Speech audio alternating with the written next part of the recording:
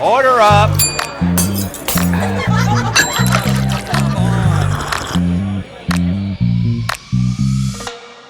Alice, the first question that I want to ask you is if you could talk to yourself at the version of you were when you first moved to Perth at 18, 19, Yeah. what would you tell yourself? Oh God. That's a really wild question. It will be okay.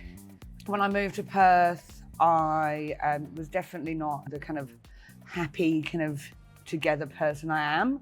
I was definitely going through some stuff, and while I found some people that, you know, I'm still lifelong friends with here, it wasn't necessarily like the easiest transition. There was a lot of stuff going on, and yeah, it will be okay, but also like listen to your gut. I think there were a lot of things that I probably thought, I was like, maybe that's not right. But you know, you're 18 and you don't know. And also, I mean, you said one thing, I'm now saying three things, that you will really learn to love Perth and it really will become your home. You know, I moved here 17 years ago and, you know, I still get excited when like the plane lands. So yeah, I guess those would be the three things. How did you end up moving to Perth? Like what brought you here? Because obviously you're not originally from... No, so we emigrated, my mum, my sister, and my stepdad and I. So mum had always wanted to move over here, so we moved from a place called Bedford in the UK, which is just north of London. It's now, I guess, a commuter town. And yeah, I remember I was 17 when we got our PR approved, and I think it wasn't long after that actually that we made the move over. And I kind of moved around a bit when I first got to Perth. I moved to Newport briefly, which is weird. And then I actually moved to Christmas Island and lived on Christmas Island and worked in the detention centre there for just over 6 months. Came back to Perth, and then I was here till I moved to Brisbane in 2016. But I love Perth and it always holds a very special place in my heart. But yeah, I guess the reason I ended up here was because we moved as a family. I was very lucky that, you know, I didn't have to do like the PR, like the, the traveling visa and then the PR and then the sponsorship. I was super lucky to arrive with permanent residency. So. And when you first moved to Perth, were you working, because you said 18? Yes, I was 18. Were you working in hospo then, or that was later on? No, so I was working in hospo. A friend of my dad's knew the owners of this tiki bar, and they told me the name before I got here, and I could not for the life of me remember it. This makes me feel super old. So I was at this pub just like during the day one day, and I was trying to explain what I thought this bar was to the bartender, and we actually got out like the yellow pages to try and find this bar. That's how long ago this was. And then this chick walked up to the bar and she kind of overheard what we were doing, and she was trying to help me find the name of the bar, and then it turned out that she was a door girl at this nightclub called Geisha, and then I had a job at Geisha. So we moved here on the 14th of January, and within 4 weeks I had a job at Geisha, which is a pretty like iconic venue in Perth. And the bar that we were trying to look for was Hula Bulla. It's dope. But yeah, it was just this funny thing of like, I look back now and, you know, now I would have just like been like, does anybody know what this tiki bar is? But we're like literally going through these yellow pages. But yeah, so I started working at hospo like literally, within weeks of being here. I'd done some hospo stuff at home. I mean, I was working in venues illegally before I moved because I've just always loved it. Yeah, that's how I used to get into bars when I was underage. I used to ask them if they were hiring because then the bouncers would just let me in. Yeah. But then people started giving me jobs. So I was like, crap. But yeah. Okay, cool. I've never heard of anyone using that as their way to get into the bar before. That's really smart. Yeah. Kids don't do that. No, don't do that. Don't do that. Please do what I say, not what I do. Yeah. You left hospo then to go work in a detention centre, but you came back. Yeah, so I was just like, it was time to kind of get out of Perth. I just wanted something a bit different. And it's actually somebody I worked with at Geisha was working at Hayes as in like running all their temp agency stuff. So she kind of reached out and said, well, we've got this opportunity. Do you want to go? And I was like, sure. So I went over there and spent my first night doing Midori illusion shakers my God, that was my first cocktail bar. with a lot of kind of the AFP, which is funny now that I work for Suntory, I've come full circle. But I really liked, I mean, it was obviously a very challenging role. You know, I was there for the first riots and it was a lot. But I met some of the most amazing people there, both, unfortunately were in the detention centre, but also that worked or lived on the island. But even when I was there, I was like pulling shifts like at the local pub. Like I remember yelling at somebody because they were making a squash frog shot incorrectly. So then I was just working it. I'm such a wanker. You're not laying it properly. Shut up, Alice. Wait, what is a squash frog? I don't know. I'm pretty sure, I don't even remember what it is now. I'm pretty sure it's Frangelico and Bailey's with like a drop of grenadine in it. Oh, okay. I'm like yelling at someone for not layering it properly, like, shut up, Alice. Honestly, I'm such a twat. Yeah, then I was like, even then, like, I just couldn't stop myself from being like in that hospo world. And, I was in like an admin role, and then suddenly I'm like planning the Christmas party and doing all this stuff. And while I did, I guess, get out for a bit, I can't. I've tried so many times. I was working in government full time, hospo on the side. Like this is in my blood. This is definitely who I am. Yeah. What is it about hospo that keeps? It's just the most incredible community. Like, you can go anywhere in the world and you can walk into a bar or a cafe or a restaurant and you can feel at home. Like I remember going to Paris and I did not speak a word of French, which as an English person, I was mortified. I got to Paris and was like, oh, I'm a tourist, shit. But I sat at this little tiny wine bar and like we managed to build this rapport, like me and the bartender. And then he's like, we're working out what type of wines I wanted to drink and we're drinking shots of whiskey. And like that, like hospo does that. You can find your place anywhere in the world. And, people talk about, if you have a good day, you go to a bar to celebrate. If you have a bad day, you go to a bar to commiserate. Whether it's a birthday or a breakup or, it's Tuesday. But it's, and I love that you have a community and I wear my heart on my sleeve. I always have, and often to my detriment because you can see if I'm having a shit time, but you bring so much of yourself when you're in service and I love that. So I think that's probably why I always keep coming back to it. And also like this stuff's delicious. Yeah. Yeah. That helps. It does help. Yeah. When you say that you love the community in hospo, I guess it's a buzzword right now, right? Everyone's like, we're trying to build community. For you, in the international sense, or even in Australia, what you see, what are people doing right in terms of trying to build community, or where do you see it being done really well? So I think community is about creating a space where the people can engage, feel like they're a part of it. It's not something they have to be part of all of the time either. I think, you talk about like, I don't know, book clubs, like forced fun, right? In theory, they're trying to like build a community, a place where people can always connect, where they have a like-minded space. I work in advocacy, and that's about building a community, whether it's a community around Jim Beam or community around Club Suntory or whatever. And it is a massive buzzword, but I have always prided myself on fostering positive community. And for me, that's about people knowing where they can talk about things or be part of something in the right place and at the right time. We're at Bar Love right now, and Pip, who's one of the owners, is one of the founders of Mix House. I think they are really amazing at fostering a community of a space to learn and connect and to have fun, and to do all of those things at once is really challenging. I used to work for work with a organization where it was all about women telling stories, and that was a really beautiful fostered community at one point. But I think for me also community is like a neighborhood bar. Where you don't have to be part of hospo to be in that community.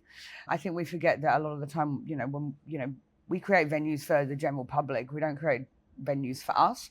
If we did, they'd be the diviest and wankiest places in the world all at once. It would be a minefield. There'd be bubbles and jackets and shots all of the time, you know what I mean? So to go back to the question of who do I think is doing it really well, like obviously Mix House does really come to mind. Look, I think I think there's some like amazing big companies doing advocacy really well, and people that lead those groups really well. I think in Australia we're incredibly lucky with the caliber of kind of that corporate advocacy and people that are running those shows that really, excuse me, really do care. For anyone who doesn't know what Mixed House is, can you just explain it a little bit? Yeah, so Mixed House is an organisation that, if I get this wrong, this is going to be so embarrassing. She's out the back. Mixed House is an organisation that is built to develop and support women and female identifying people and non-binary people within hospitality. So they've got a really, really beautiful scholarship program where they put people through WestSet. They've held talks about community and issues and all of those things. And they've also done some really great work about connecting people from different states. So at all of the kind of big hospitality conferences that happen around the country, they often do like bar takeovers with, that are run by these kind of people in each state. They come together and it's always the wildest party. I think the last one at Bar Awards, I got whiskey in my eye from a little water gun. Oh yeah. I was like, the whole day I was like, I've got peated whiskey in my eye, but I had the best time. But what, as I said, what I think they're doing is they're really fostering education community from like being there in a room. They've got things like, there's a Facebook group where everybody's connecting nationally, and it's just an open forum, not only for serious discussion, but just a way to connect, to be like, what do you think about this, or so I think that's a really good way. That's probably my example. We're going to cut this down really, really hard. But yeah, I would say that they're probably my big thing about building community, because it is about education, it's about connecting, but it's not just about in a room, it's about how people can connect however they want. Yeah, cool. Yeah. I can't stop, just as a side note, they're amazing. I can't They're stop cat's looking at eyes. them. Yeah. So I get my nails done all of the time, but because I'm in Club Suntory Cup finals mode, it's Suntory blue. Yeah, good. I like it. Yeah. I like it. It's Ping. very distracting. I can't stop Sorry, watching your hands. I thought it was the bracelet for a minute, but Can you explain what it is you do now and what no. No? No, of course I can. The amount of times I ask people this and they say that they can't explain what they do. So talking of community being a buzzword, no, so I'm the James B. Beam ambassador, so I look after Australia and New Zealand. Mm-hmm. So that's led by Jim Beam, but then we've also got all of our small batch whiskies too, which is pretty amazing. My job is to build advocacy programs and education platforms for the products to deliver out to the trade and to engage consumers through kind of on-premise and off-premise activations. But a big part of what I do is about building communities. So when I'm putting together an advocacy program, it's, I have to work out who my audience is, what the stories I'm trying to tell, and what is my end outcome. Do I just want people to love Jim Beam? Obviously, but that's kind of very low level, right? Mm-hmm. So for me, it's trying to find the gaps that I think would be missing from an education perspective, and how I can create a memorable experience for people that is authentic to the brand, obviously, but also to me and to them. There's a million different things you can do. You could take people, I don't know, glass blowing. Does that make any sense for Jim Beam White? Probably not.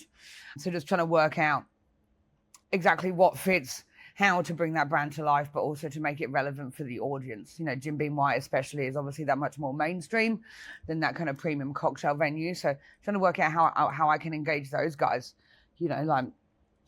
I think so many people that work in those big mainstream venues, they see hospo as a stopgap. Yeah.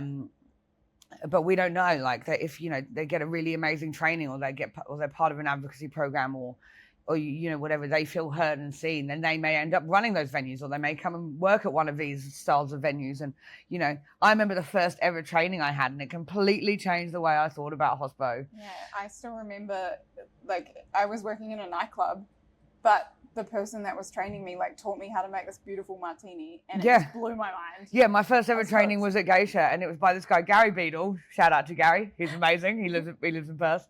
He owns venues in Perth, and I will never forget. I was drinking bubble tea, and we were putting Malibu in my bubble tea, and we just thought we were hilarious. And he was like, "Shut up! You're here to listen. You're here to learn." And I was, and it just completely changed my mindset. And as you know, I think I was always going to stay in hospo, but there's probably people that were at that training that might not have been. Yeah. So to circle back, my job is to help people that engage with brands and with hospo in a different way from both people that work in it and also consumers. And I feel very privileged to do what I do. Yeah. Can I ask, because plenty of people who currently work as bartenders or in service would love to get a job similar to what you're currently working in. Yes. How did you get to this position? So I have always been like an organizer. My friends call me fairy squad mother because I'm like, you will have fun and you will do what I say, but do you need like a jumper and a drink? That's true, yeah. Yes, who I am. I've been working full-time in government, in community development, in a grants team here in Perth, and then I'd moved over to Brisbane and I was the community manager for Yelp. And I was working at a bar called Crowbar after I'd just been made redundant, which is this epic live music kind of heavy metal venue. And the Jameson ambassador at the time walked in, and I will never forget this. It was a Wednesday. There's 2 people in the bar, and I'm just like cleaning away, blah, blah. I was like, do you want a drink? He's like, sure, I'll have Jameson soda. I was like, cool, we're just chatting away. And we just kept chatting and chatting and chatting. He's meant to go to all these other venues, and he never went to any of them. We just sat there all night. And from there, I got pulled into their advocacy program. Did a bit of a campaign with them where to launch a product, which I won. Then I won a trip to Ireland with them. And the kind of plan or the overview of what I've done that I'd submitted, he was like, that's basically a brand plan. You wrote a brand plan. I was like, cool, what's a brand plan? And there was a role coming up with them, and he's like, I think you would be amazing. And I was like, well, I love the venues I was working in. I was working in another venue in Brisbane at the time. I was like, I would love to work in advocacy. Like, it's changed my life, and I think I'd be really good at, the event side of things and the organization side of things. And I knew I still had a lot to learn, but I also knew that I'm not the flavor girl. I'm the experienced person. Yeah. And that for me was very much a tipping point in my career where I knew that I was, I can put drinks together, of course, and I can understand how to put drinks together and what works and what doesn't. But that creative point in my brain, that's not me. Like, I can go out and judge a drink and be like, damn, that's amazing. But yeah, that's not my skill set. My skill set is, well, how do I bring people together in this space? How do I take that drink and make it come to life in a venue? So that was kind of where I saw myself going. I've always loved education and kind of really pushing myself to put those programs together has been amazing. But kind of that's how I got there. For me, it was quite a lateral step of being like, well, the love for hospo, the networks that I have, and bringing those activations to life and finding that very easy. That was why it was an easy step for me. I think lots of people just want to jump in and they're like, being a BA is great. You just run around and put drinks on your corporate card. And while that is a beautiful part of my job, I do get to put drinks on my corporate card. But that's because I understand where I'm spending the money and who I'm spending it on. And there is a lot more than that. Also the more money you put on your card, the more expenses you have to do. And that shit will kill you. Hot tip, guys. Yes. Stay on top of your expenses, honestly. Seriously. So yeah, I guess that's kind of how I got into it, but I got pulled into it through an advocacy platform, which was so amazing. And yeah. There seems to be a theme with literally everyone I've talked to on this podcast that the way that they've got into whatever role that they're doing now is usually from a conversation that they've had with somebody rather than them submitting their CV. I don't know anybody that's ever got, well, no, that's a lie. I think there's 2 people I know that have ever got a BA job from just applying rather than being recommended. Yeah. It's because, especially being a BA, you need to have a really strong network. I am very, very privileged. My network is strong. I'm going to sound like an up my arse dick now. A very good friend of mine says that I probably have the broadest network. I think everyone I've met in hospitality knows who you are. Is that a good thing? Yeah. No, of course it's a good thing. It's a good thing, yeah. No, but I'm very, very lucky. But having those networks and those relationships, that takes work. Yeah. I've had to forget the botanicals in Lille so I can remember people's names.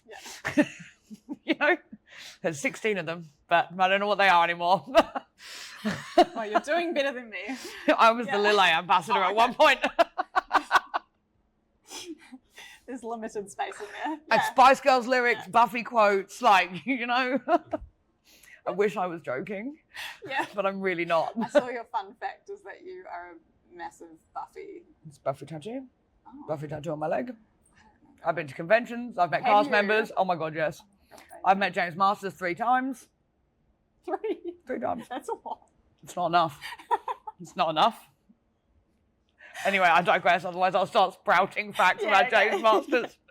We'll get back on track. Yeah. In your role that you work in now, or in your past few years in this role, what has been the highlights and the lowlights of the job? Like, what is the biggest challenge that you face on a day-to-day, besides your expenses? No, it's just that. No, it's not.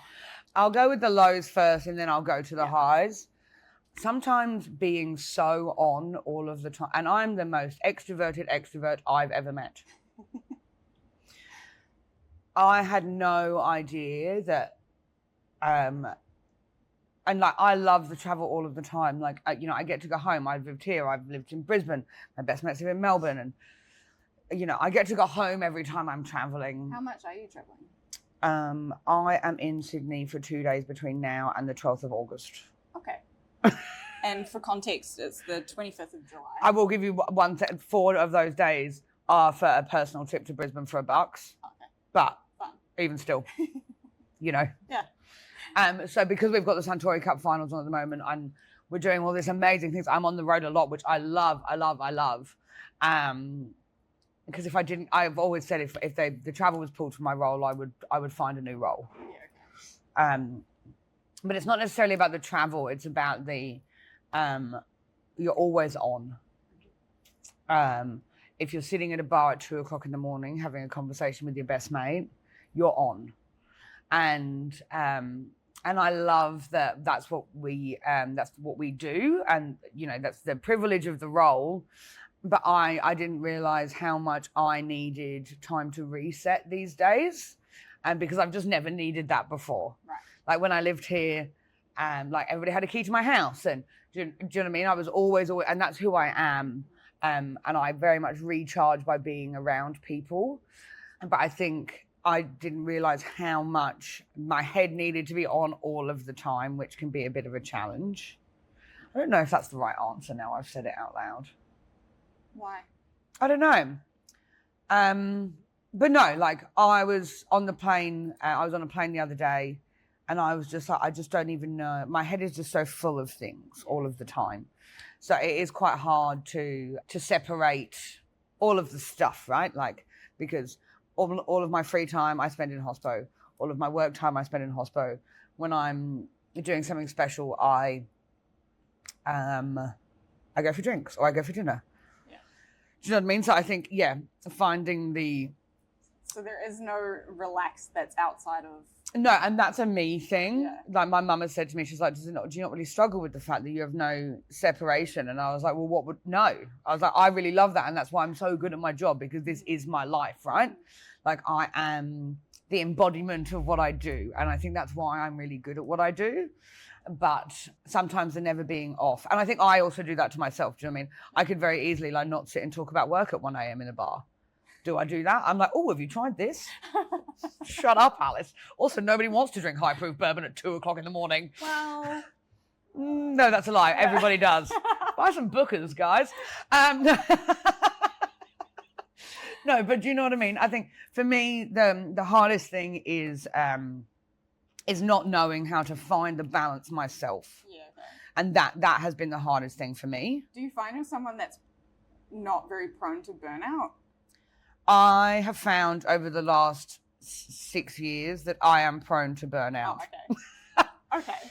So because I don't know when to stop. Like I also often will work like 20 hours in service a week when I'm at home. Do you mean it straight? No, but it's like over a weekend. Right. So I might be home and I'm like, oh, I'm home for 5 weeks. And I'll be like, who needs a waitress because I'm a workaholic. So but that's because I love being part of it. Do you know what I mean? So I feel like I'm now going to spin this and be like, well, my negative is a positive. I love the industry. But for me, like, I just don't know when to say I need to stop. But from an involvement perspective. But do you think, and this might be a polarizing opinion, okay, that's actually a good thing? See, I think it's a good thing. Yeah. Over the years, my therapists would say no. Because it's quite hard for me to take the time out for me. But then I'm like, but that is the time out for me. Exactly. So, yeah. I'm not trying to push you into No, not at all. Literally, find me the time. But I was back here a couple of months ago and I was like, oh my God, the next time I'm back for 2 weeks, I'll have to come do some shifts. Why? Are you doing some shifts? No, I don't have time this time. Okay, that's good. This time. Yeah. But would you have got to where you are now if you weren't such a workaholic? I don't think so. Exactly. And I think, like, I remember when I first moved to Sydney, I was like, I wanted to get back in service a bit. I didn't know that. I mean, I knew a lot of people in Sydney, but for me, I was like, the way I spun it to myself, I guess, was, oh, this is a really good way to keep my finger on the pulse, so I understand. Yeah.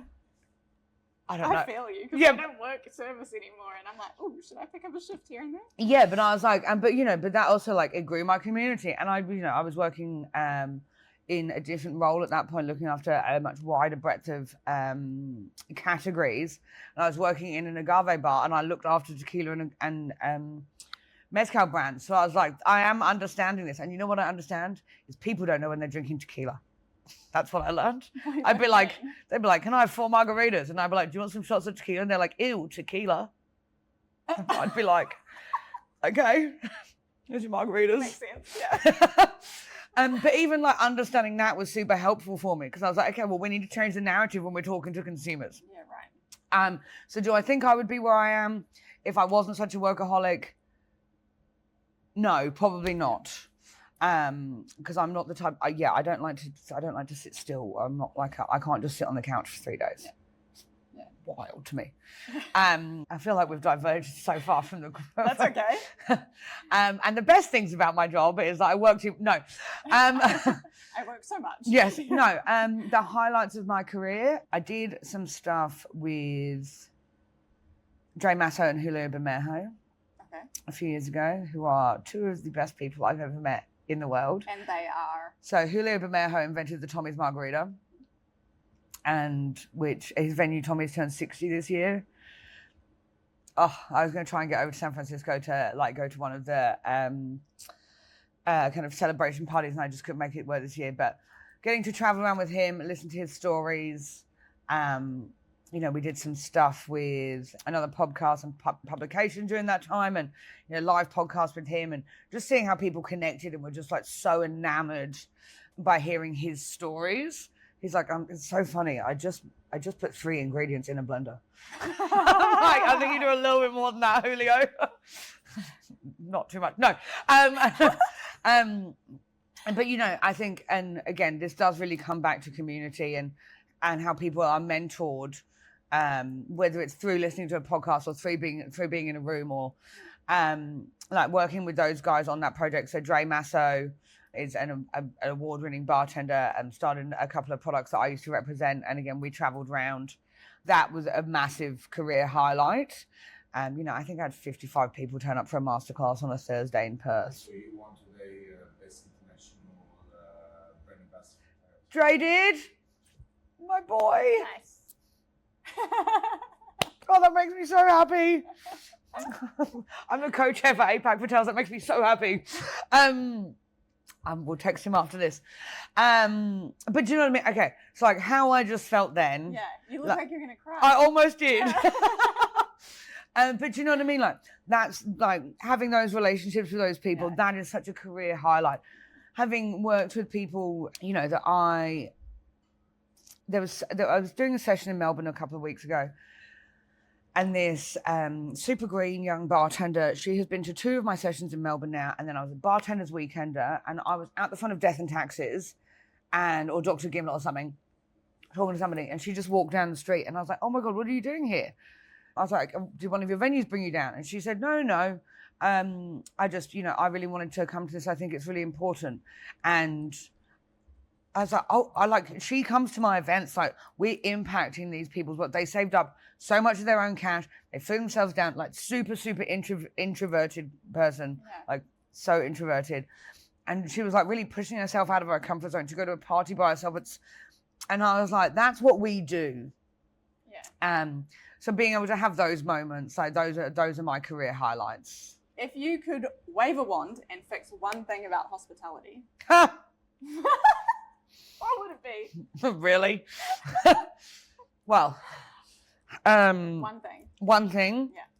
I don't know, the fact that people are assaulted and aren't safe in the workplace and nobody can report it, and that nobody's listened to, and I mean, obviously that's the answer, right?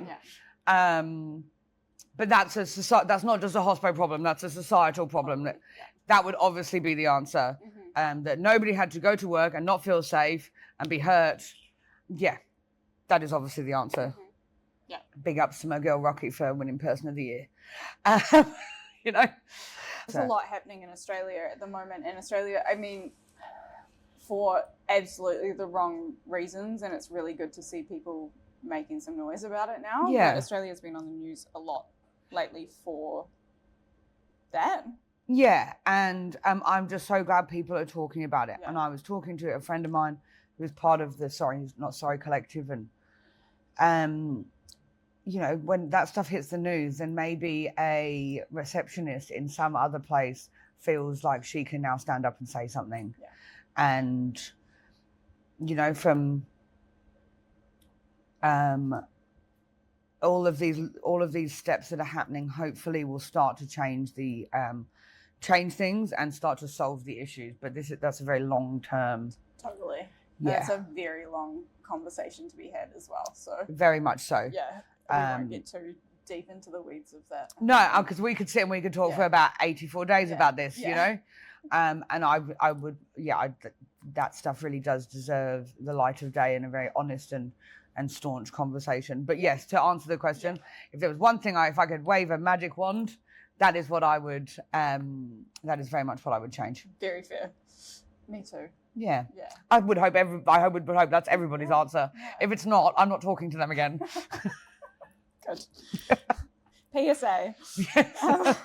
Be better. Yeah. Do you have someone who has shown up for you when you really needed it? Yeah. I'm so lucky. I have this amazing group of friends. I was on the phone to somebody the other day, and I was trying to explain to someone, and I was like, oh yeah, like he's one of my best friends. And he said, everybody's one of your best friends. I was like, yeah, I know, because they are. Like, there's some people that I have probably learned the most from in my career that I would say have very much shaped what I do across all things. So kicking off with Perth, a very good friend of mine, Andrew McIntyre, Macca. We've been friends since I was 18, since he was wearing waistcoats at Niche. Oh my God, I worked at Niche. Get out of here. Years and years and years ago. Yes, and I'm talking like 2008. Like, we've known each other for almost half my life. Funny. He's one of my dearest friends, and he's always been somebody that not only I could talk to, that will be there for me, but he always called me on my shit. Yeah, okay. And then in Brisbane and in Sydney, there are a couple of people that I work for that were either my bosses for a long term or briefly.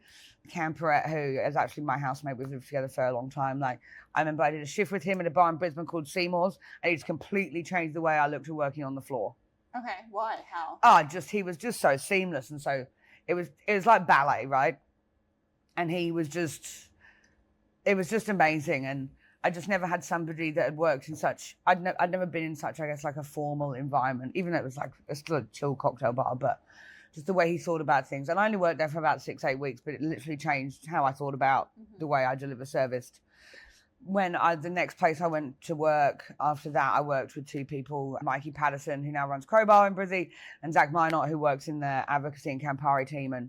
And again, they just both taught me such like amazing things about management and service and how you approach challenging conversations and how you don't have to necessarily always like be in the conversation to lead a conversation.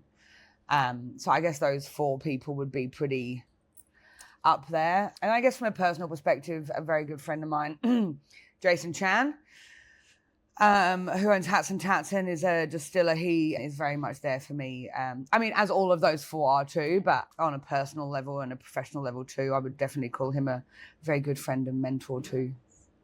And He's going to be so embarrassed that I said his name. He's not a man for the limelight. What's his name again? Jason Chan. Jason Chan, we love you for that. Yes, we do. He's on my phone as my background. Is he? A picture of us from Edinburgh in 2017. Oh, it's a while ago. Yeah. What's next on the cards for you? What are you looking to in the future? We're in the middle of, I don't know when this will come out, but we're in the middle of the amazing Suntory Cup finals at the moment. So taking that through, and just honestly, it's so amazing to see the talent, especially through like the Yataminahare, so the kind of more junior category we have. Like I was judging in Brisbane and some of the drinks across both countries were just out of control good. And can you just explain for anyone listening what the Suntory Cup is? Yeah. So Club Suntory with this lovely pin that matches my nails is our advocacy program at Suntory. Suntory Cup is our cocktail comp. So we're at Bar Love at the moment. Pip is one of our wonderful finalists, and so is Murray, the other owner. So we have two categories. So Yataminahare, so that's in the bar for 2 years and under, and Omroy, which is 2 years and over. Because we really want it to be accessible. We want it to be about, going up against your peers rather than being like, well, I can't enter because this person who's been doing it for 15 years is just going to knock me out of the park, which is really, really fantastic. So we do state finals and then we get a winner from each. And then they'll go to Sydney for Bar Week to compete in the national finals. And so that's what's on the cards at the moment. We're relaunching Jim Beam Black with a 7-year-old age statement at the moment, which I'm really, really loving that whole process of kind of writing all of the education stuff and pulling together like a really robust program about maturation and just approaching Jim Beam in a really different way and talking to a new audience. Outside of that, I'm going to do some study this year, which is what are you fun. studying? I'm going to do just some strategic comms stuff because I spend so much time educating other people. I thought it was about time I also started educating myself. Nice. I like it. Yeah. Okay. Cool. And I just want to make sure that I'm focusing on doing some community stuff outside of work. So way back when I was like 14, I was doing volunteer work and I just haven't really had the full capacity over the last couple of years. But fair enough, sounds like. I work too much. Let's add some more things. Yeah. But I'm very privileged in the fact that, I should be able to carve out time to do something for me and something for somebody else outside of work. So whether that's working with hospo organizations or doing something else, that's probably what's on the cards for me. I sit on, I was just saying before, on the Tails APAC, I'm the co-chair, and I do some tasting panels and stuff. But there are so many organizations within hospo that are doing, whether it's Mixed House or other people that are doing some really good work, like grassroots community work, where they're advocating for people. Mm-hmm. So I would really like to do some more of that work too, apply what I know from whether it's from a strategic place or when I was out of hospo. I did a lot of board work. So I was the co-president for Pride WA, and I've done a lot of governance work in the not-for-profit sector too. So just seeing how I can help in that space. Well, I'm also, of course, spreading the word of good bourbon and good booze and good people. But I think next year or towards the end of the year, I would really like to make sure that I'm carving some time out to do some stuff outside of, just the traditional work stuff. Because I've got a lot to give, and I think I should focus on doing that a bit more too. How do you think that, realistically, is going to work with you traveling so much? I'll just do stuff in every state. Yeah. Nice. No, well, a lot of the stuff would be remote, and I will obviously have to make that work. And if it's something that I need to be in Sydney for on the same date every week, that's something I'll just know that I can't commit to. Mm-hmm. But that we live in a really beautiful virtual world now, so why could do you know what I mean? If I'm There's no reason you can't. No, definitely not.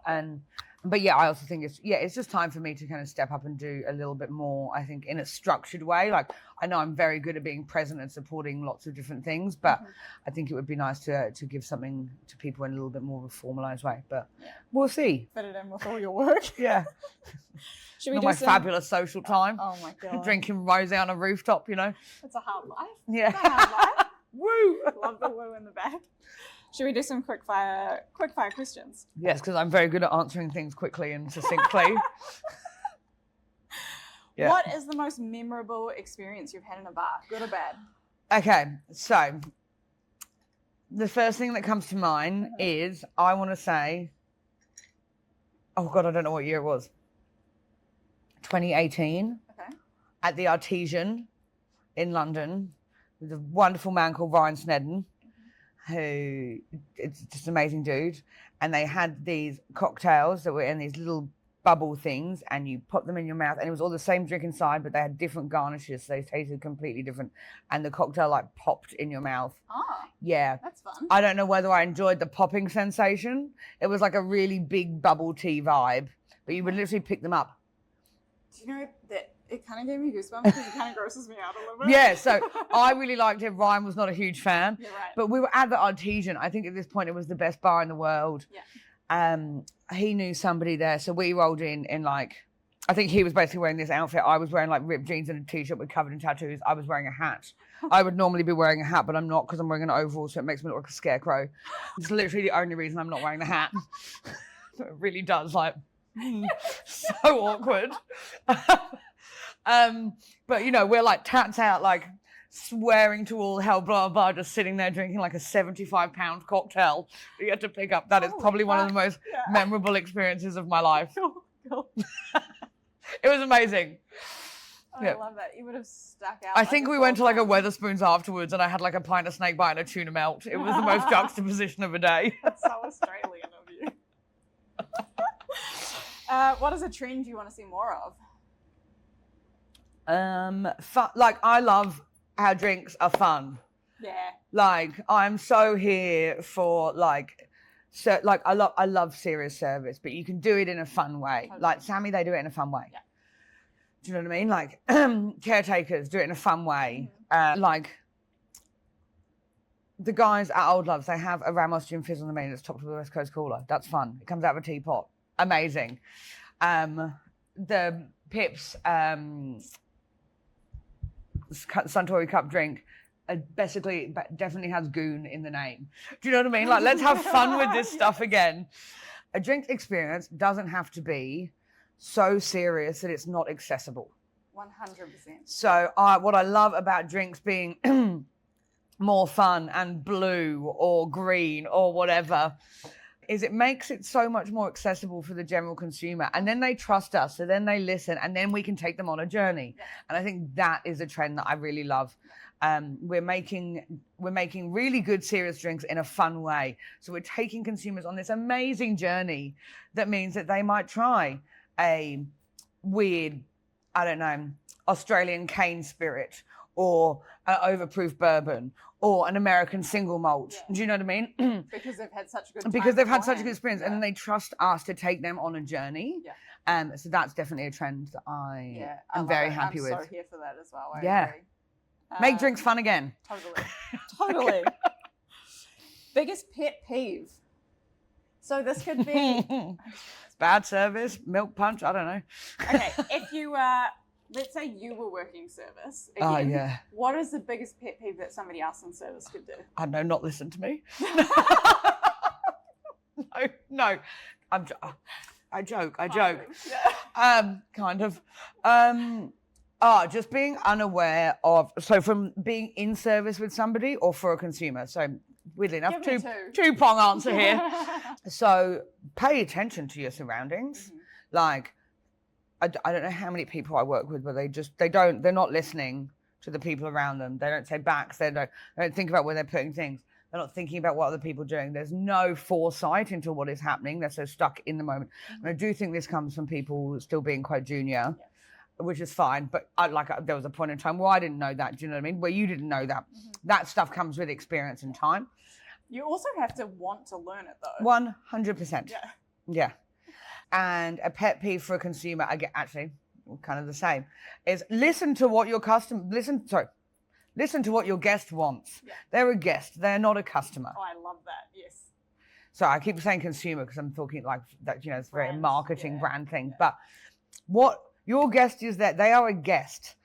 Can you just, before you get into this, why did you say guest and not customer? Because they're not but I mean, do you know, like they are a guest because you're hosting them.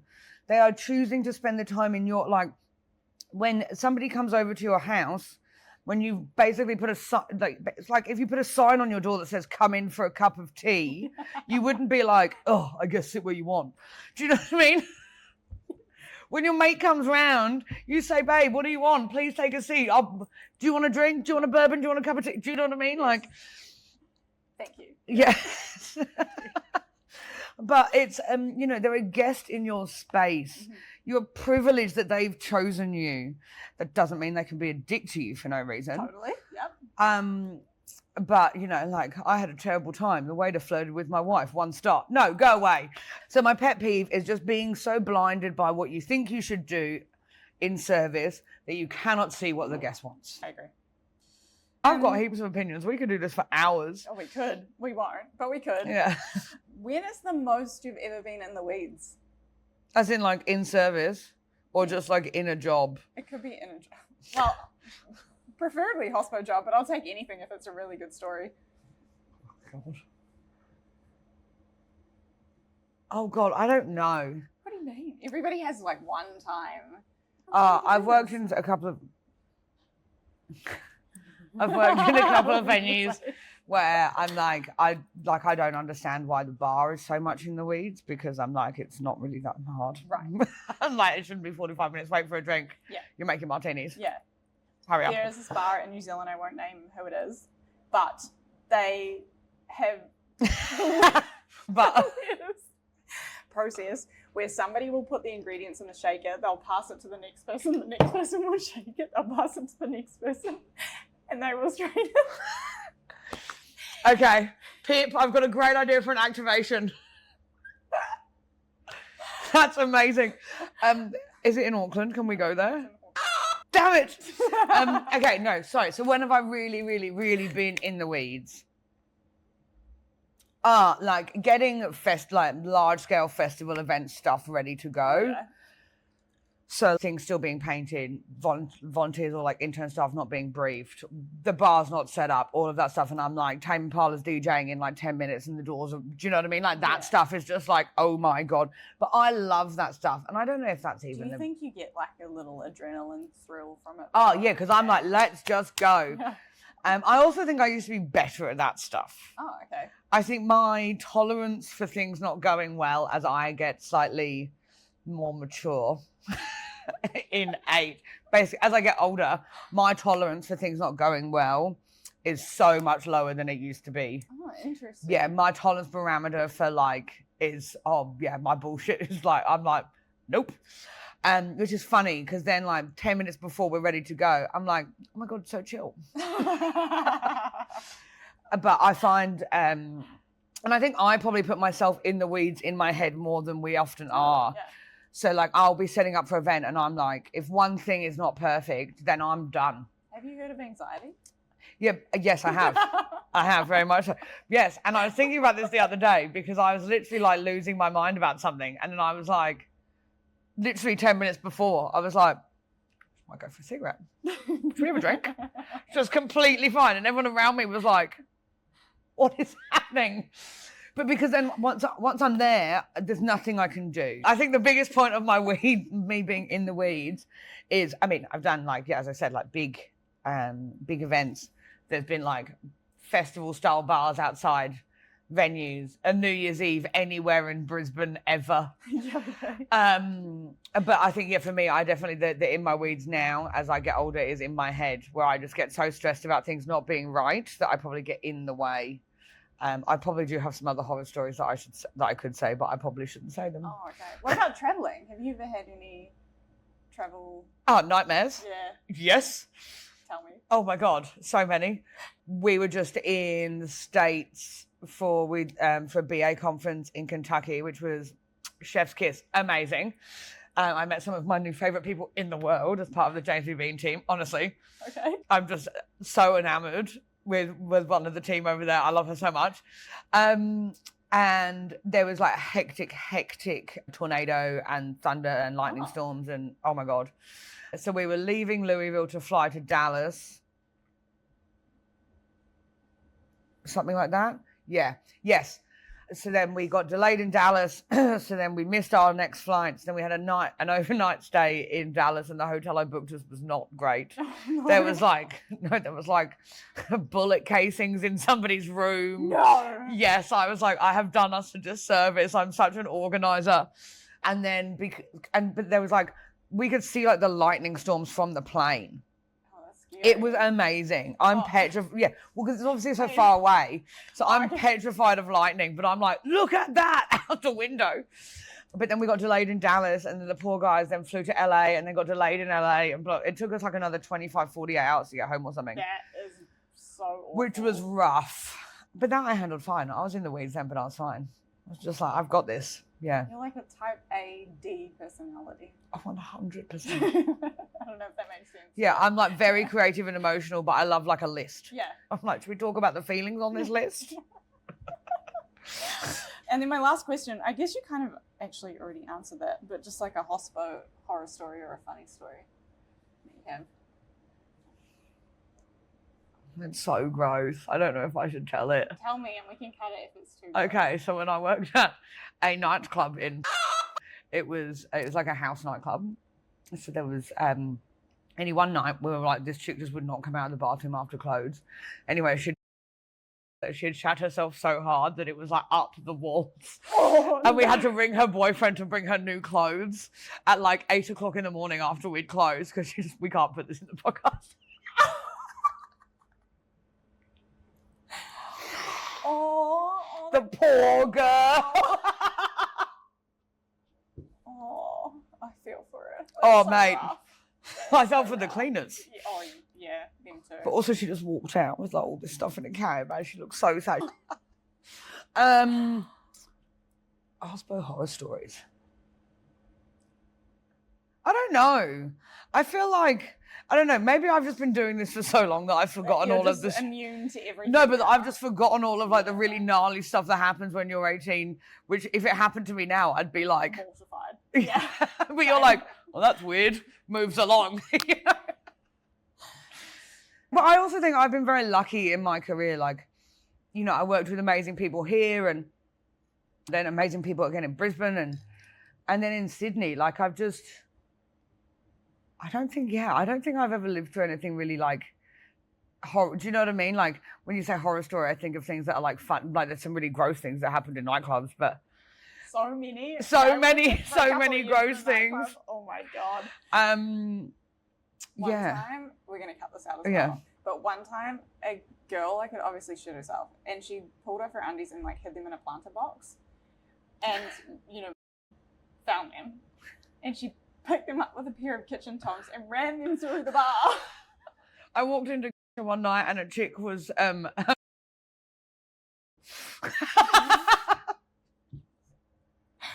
if you put that in, I will kill you. I will not.